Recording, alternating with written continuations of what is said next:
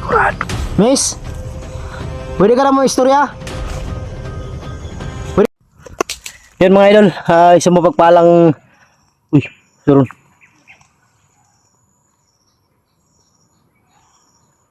Yan mga idol, isang mapagpalang hapon sa lahat, mapagpalang araw sa lahat. Ayun, sa araw na to, pupunta kami sa bahay ni Lolo. Kasama ko si Bunbun para mabisita rin namin yung bahay ni Lolo dahil alam ko talaga na gagawin nilang ano yun. Gagawin nilang tambayan or kampo ng mga aswang. Aswang talaga yung umatake kay Bunbun mga idol. Pasalamat ako. Buti na lang nakatakbo talaga siya dahil kung hindi sigurado ako talagang mapatay si Bunbun ng mga aswang. Ang dami nang humabol sa kanya.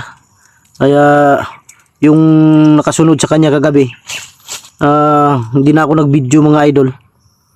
Nagbantay na lang ako kagabi.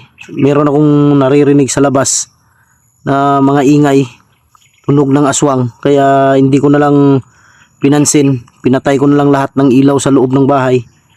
At hayaan ko na lang na palakad-lakad sila sa taas ng bubong. Pero yung gate mga idol sa bahay, nilagyan ko ng bawang at saka maraming asin para hindi sila makapasok ba. At yun mga idol, bago tayo magsimula papunta kay Lolo, mega love shoutouts nyo lahat sa lahat ng mga solid supporter natin, sa lahat ng mga silent viewers, sa lahat ng mga OFW, kapatid nating mga Muslim at kapwa ko Guardians Brotherhood Incorporated. Mega love shoutouts nyo lahat mga idol. Di ko na lang isa-isahin yung pag shoutout. Kahit masama pa yung ano mga idol, kahit masama pa yung pakiramdam ko, pinilit ko talagang puntahan o makapunta sa bahay ni Lolo para masigurado natin na wala talagang tatambay dyan. Dahil delikado mga idol pag natambayan na nila yan. Pagka anong gawin nila sa bahay, sirain nila or sunugin nila. Kaya talaga pumunta ako ngayon mga idol.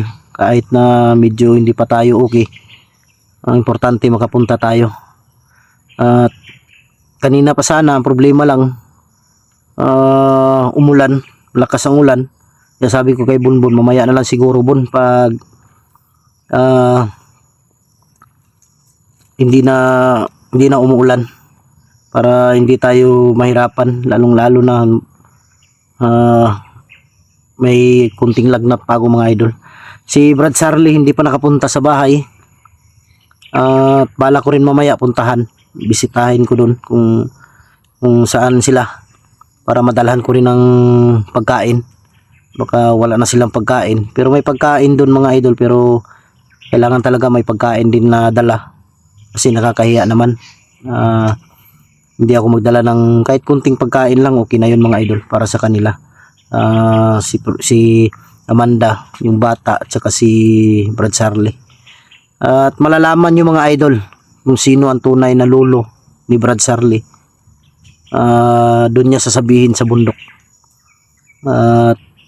Sabi ko sa kanya, ikaw kung anong gusto, kung ano desisyon mo, sa doon na lang daw pagbalik namin sa bundok para tuloy-tuloy yung mission namin, dahil unahin talaga namin mahanap o makuha si Lolo Pedro. Okay lang ka Bon? Dawin, tanaw na yung samad yung sugat mo. Yan yung sugat niya, risko pa.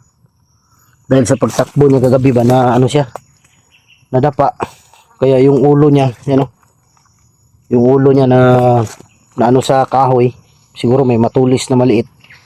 Yan natusok, medyo ganyan lang siguro. Nilagyan ko kanina ng betadine, tsaka nilapatan namin ng ng dahon ng bayabas.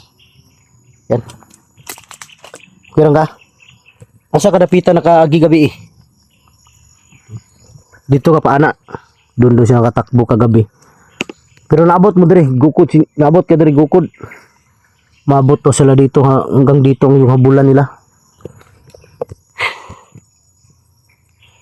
Buti na lang Bon na mabilis ka talaga tumakbo dahil kung hindi mahuli ka talaga. Tara, dito tayo Bon.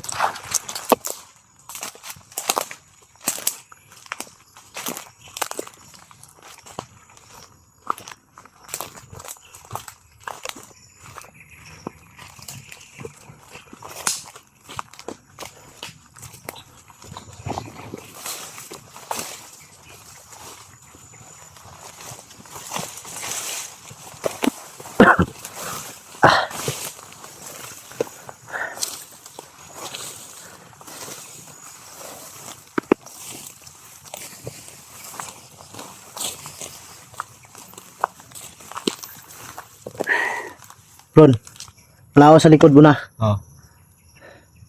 Okay, ako'y bahala diri sa tubangan. Ikaw yung bahala dyan sa likod. Hindi lang tayo pwede kumpiyansa. Tara.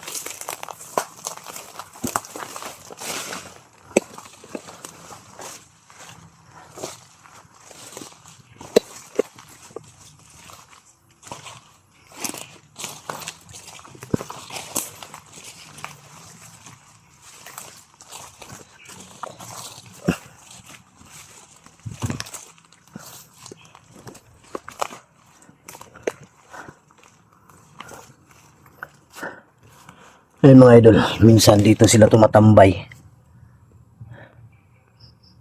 Sa tingin ko parang tuwing gabi lang yata sila tumatambay dyan sa bahay ni Lolo. Pero kadalasan talaga pag ganito, dito sila hanggang dun sa kabila.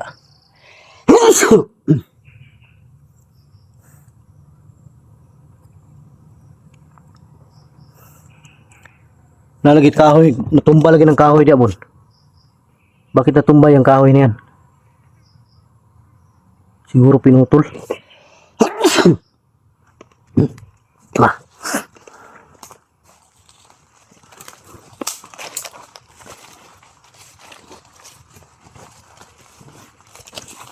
Yun, wala to. Wala tong hindi to natumba nung nandito kami ni Brad Charlie. Ay, hindi pala dito kami dumaan, doon pala sa kabila.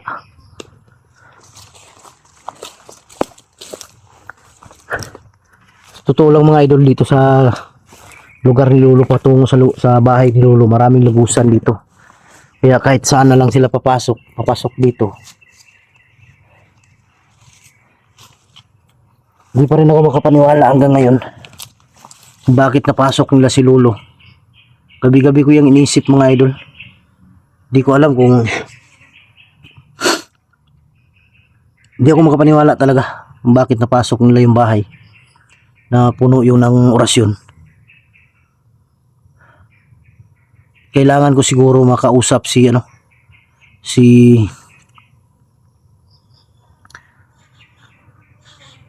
Lolo Miroy. Dahil hindi ko pa natanong kay Lolo Miroy kung bakit napasok yun na puno naman ng orasyon. Siguro may dahilan. Yun ang pumapasok sa isip ko lagi mga idol kung bakit ganon. Hindi ko maano talaga kung dahilan. Si Lolo Miroy lang talaga makakasagot niyan kung ano yung totoo. Bon, makakumpiyansa Bon dahil hindi lang aswang yun nandito Bon. May mga bandido din kaya mag-iingat talaga.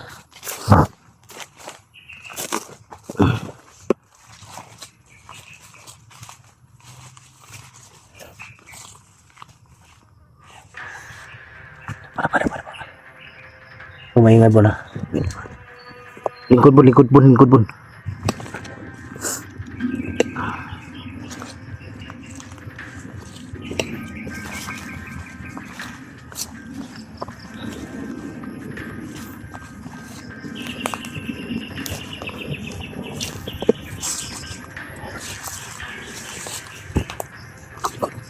Parang may tao dyan sa kubo.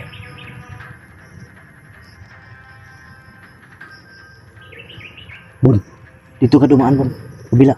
Huwag ka lang lalayo ha. Dito ako, parang may tao Bon. Dandan lang. May dala ka ng kahoy Bon. May dala ka ng kahoy. May tao dito mga idol.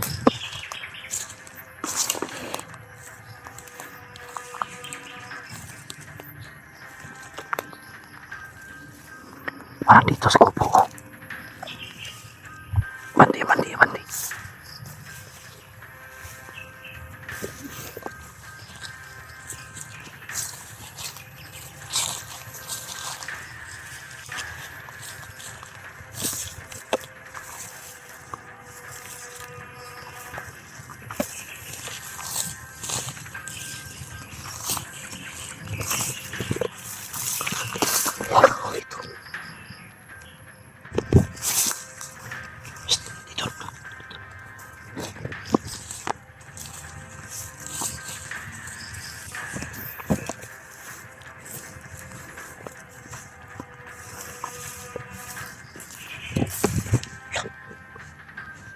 Yung dalagang aswang nandito.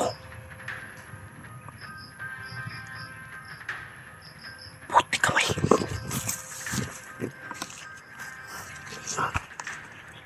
Yung mga idol.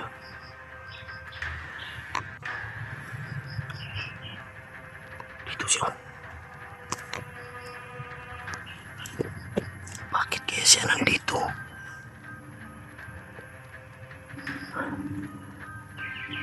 Naloko na. Ano kaya ginagawa niya dito? Di ko inasahan makarating siya dito kay Lolo, sa lugar ni Lolo. Siguro may sinundan to. Baka may sinundan to mga idol.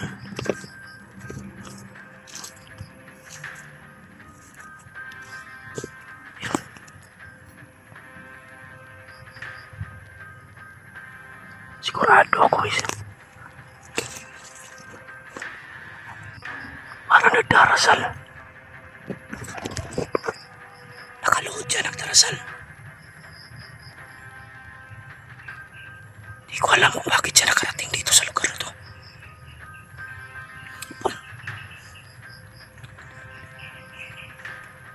Susundan namin to mga idol. Wala mo na kaming gagawin. Gagawin lang namin ngayon. Susundan namin hanggat malaman namin kung anong ginagawa niya dito. Uy, biglang nawala. Doon. Diyan sa unahan. Ayun.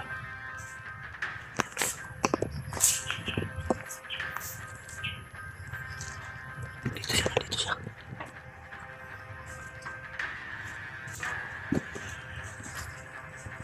Ayun siya mga idol. Sundan lang natin. Uy, parang may mga tumatakbo. Bun. Abanti mo.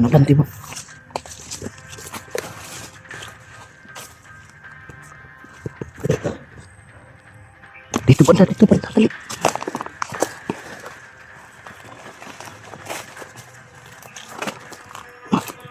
Sundan namin.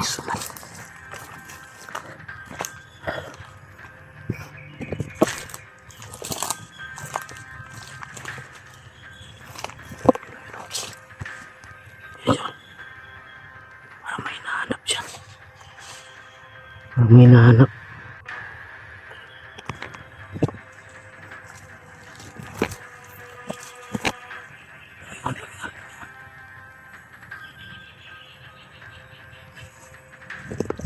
Ayun. Doon siya.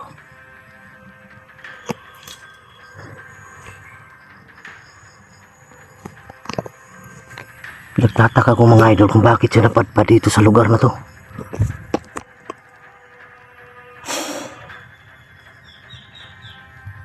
Di kaya may sinundan to.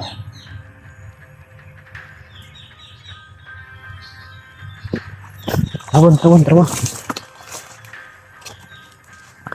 Parang may sinusundan to. Pun, bantay dia muna. Alerto.